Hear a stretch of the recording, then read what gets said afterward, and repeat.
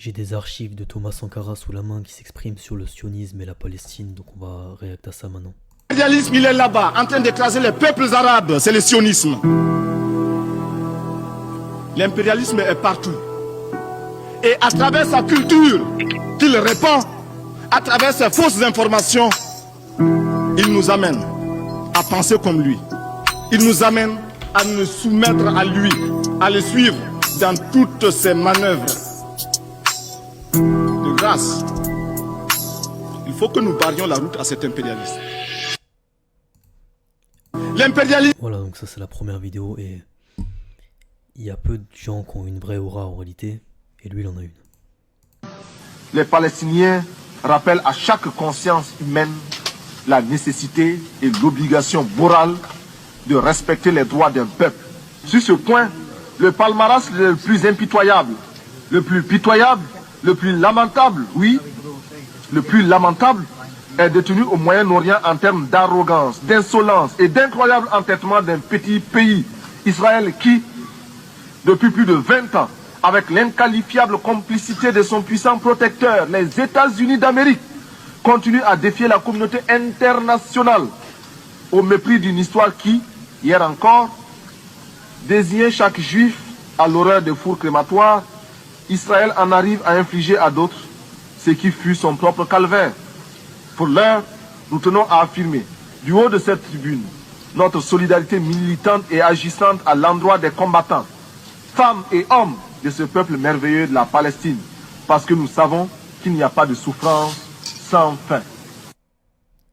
Ah, il avait des mots très justes, un homme très digne. C'était il y a 39 ans à la tribune de l'ONU. La grande Dessa de Thomas Sankara. Thomas Sankara, un grand visionnaire, dort paisiblement, on ne t'oubliera jamais. Ce discours montre qu'il n'était pas incomplexé. Pendant que les gens se tairaient, il prenait déjà position de manière si claire. Vraiment honneur à Sankara et au peuple burkinabé. Et ils viennent nous fatiguer avec leur 7 octobre, là où tout commence. Sankara voulait diriger le pays sans voler. On l'a tué pour ça. Messieurs, dames, asseyez-vous. Aujourd'hui, on ne parle pas d'un militaire. On parle d'un président qui refusait de s'acheter une voiture de fonction, tant que son peuple marchait pieds nus. Thomas Sankara, 33 ans, un treillis, une guitare et des idées beaucoup trop propres pour survivre à la politique africaine des années 80. Nous sommes en 1983, au cœur de la Haute-Volta, ex-colonie française. Un pays riche en dignité, mais pauvre en tout le reste. Et Sankara, lui, vient de prendre le pouvoir. Pas par hasard, par conviction. Et dès qu'il est en haut, il fait exactement ce que personne n'attend d'un chef d'État africain. Il commence par faire le ménage, au sens propre. Il vend les Mercedes de l'État, interdit les villas, baisse les salaires des ministres et s'interdit lui-même le luxe. Son bureau, modeste. Ses vêtements, 2 treillis, une chemise. Sa voiture, une Renault 5. Pas pour le style, pour le symbole. Il disait lui-même, pendant que le peuple tire la langue, le dirigeant ne doit pas lécher des coupes de champagne. Alors il change le nom du pays. Haute-Volta, vestige colonial, devient Burkina Faso, le pays des hommes intègres. Une carte de visite en une phrase, mais aussi un rappel. Ici, on ne triche pas. Et pour le prouver, il attaque ce que personne n'ose nommer, le patriarcat. Il interdit les mariages forcés, l'excision, encourage l'émancipation, crée des emplois réservés aux femmes, et fait ce que beaucoup promettent, sans jamais vraiment risquer leur fauteuil. Mais Sankara, lui, ne vend pas son fauteuil, il le fabrique localement, parce que ça aussi il l'avait compris. La vraie force d'un pays, c'est son autonomie, pas ses dettes. Il refuse l'aide occidentale, qu'il juge condescendante, toxique, intéressée. Il ne tend pas la main, il retrousse les manches. Alors il agit, il rend l'école gratuite et obligatoire. Il fait passer le taux d'alphabétisation de 13% à 73% en 4 ans. Il lance une campagne de vaccination géante, qui touchera plus de 2 millions de personnes. Il commence à bâtir une économie indépendante, sans dette, sans main tendue. Un président africain qui travaille sans piller. Pour certains, c'est inspirant. Pour d'autres, c'était très problématique. Et voilà le hic. Sankara commence à faire beaucoup trop d'ombre à ceux qui brillent avec l'argent des autres. Il dérange, il éveille, il rassemble. Et surtout, il n'achète personne. Alors en 1987, on referme le chapitre. Lors d'une réunion, dans un bâtiment officiel à Ouagadougou, Sankara entre, entouré d'hommes qu'il croit encore loyaux. Mais à l'intérieur, l'un d'eux le regarde différemment. Blaise Compaoré, son frère d'armes, son ami. Lui aussi rêve d'un Burkina fort, mais sans Sankara dedans. Quelques balles suffisent. Le silence est fait, Sankara tombe. Avec lui une idée de la politique qui ne plaisait à personne, parce qu'elle ne profitait à personne. Compaoré prend le pouvoir, il reste assis dessus 27 ans. Il vit dans le luxe, il oublie les slogans. Et quand le peuple se réveille, c'est lui qui doit fuir, en hélico. Thomas Sankara, lui, est mort à 37 ans. Mais aujourd'hui encore, son nom résonne. Il a prouvé que l'Afrique pouvait se relever, non pas en copiant, ni en quémandant, mais en regardant droit devant. Et si on en parle si peu dans les manuels, c'est peut-être parce qu'il a trop bien montré ce que les autres n'ont jamais eu le courage d'être. Moi je ne prends pas parti, n'oubliez pas, je ne fais que raconter l'histoire. Putain, c'est l'une des meilleures vidéos là que j'ai vues depuis peut-être plusieurs mois là. Toute la journée je fais des vidéos sur l'actualité, que des conneries tout le temps.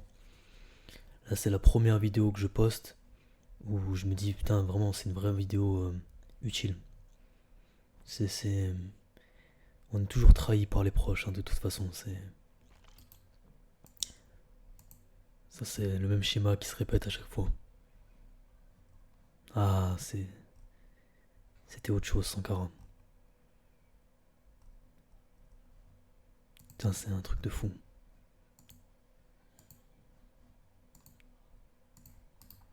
Y'a pas d'autres liens là. Maintenant on va regarder encore quelques vidéos. Attendez-vous de la France par rapport à votre pays, par exemple? La France a colonisé la Haute-Volta.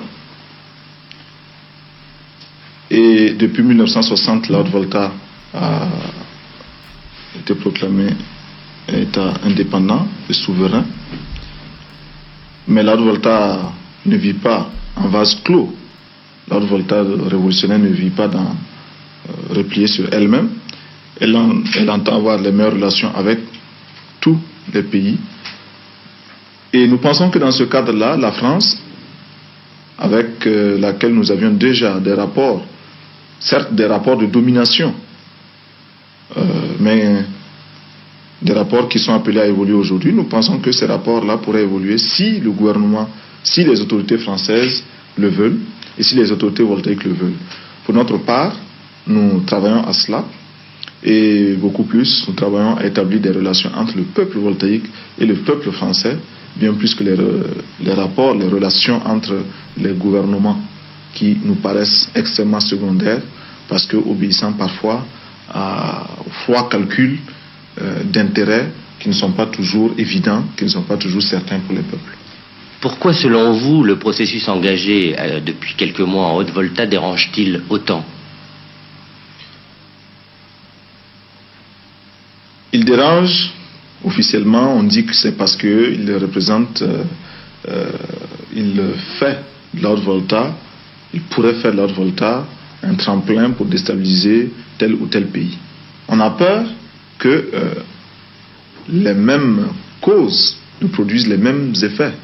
Nous disons que notre révolution n'est pas appelée à être exportée, mais nous disons aussi que, quels que soient les cieux sous lesquels on se placera, si de telles contradictions se faisaient jour avec autant d'acuité, autant de clarté, nécessairement, il y aurait une tentative de résolution de ces contradictions et la vérité est révolutionnaire, elle finira par triompher.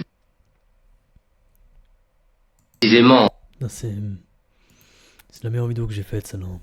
Franchement, le contenu, c'est là où c'est le meilleur. C'est un peu de motivation, un peu d'espoir quand on voit une telle intégrité. Tu sais, on a tendance à penser que c'est des valeurs qui servent à rien, voire qui freinent la progression dans la vie. Mais non, ça... Je veux dire, ça... Regarde comment ça embellit les gens, c'est un truc de malade. Bref, paix à son âme, et force à lui, force à tous les hommes justes. Ciao.